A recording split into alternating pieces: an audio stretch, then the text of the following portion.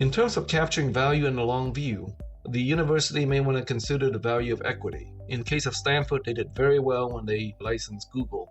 And so equity ownership is great. However, as the VCs have stated, 9 out of 10 companies fail. So if you take equity, you have an odd of 90% that it's going to be worth nothing. This has to be balanced against the fact that the startups are cash poor. So therefore, most universities basically take a percentage of the equity. The numbers range between 2 to 5% of the equity. And so the equities provide that initial return even if the products fail, but the company support succeeds with another product line, or if the company changes its strategy away from the licensed IP. The equity serves another different purpose than the royalty, and it is not a substitute.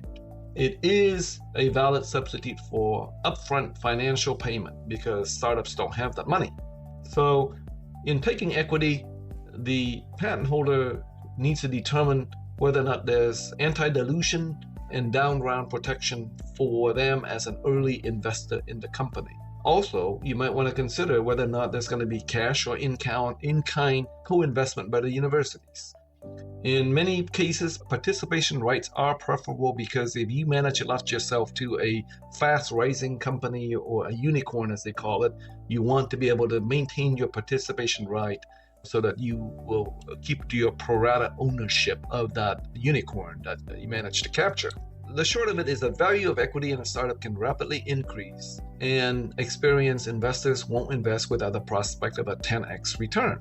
So the return to licensor on a strategic value is based on the IP, and so the equity gives a return if the products are based on the licensed IP and the product fails, but the company succeeds with something else. So it gives the universities or the patent licensor another leg for the exit.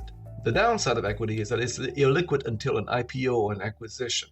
And value can be destroyed if the company needs to raise more fund and they don't have enough traction, so therefore they have a down round, and existing shareholders can be diluted. There's also governance and participation issues such as preemptive rights, shareholder agreements, distribution to inventors.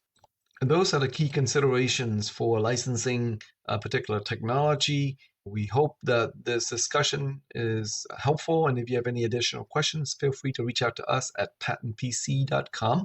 We look forward to hearing from you. Thank you.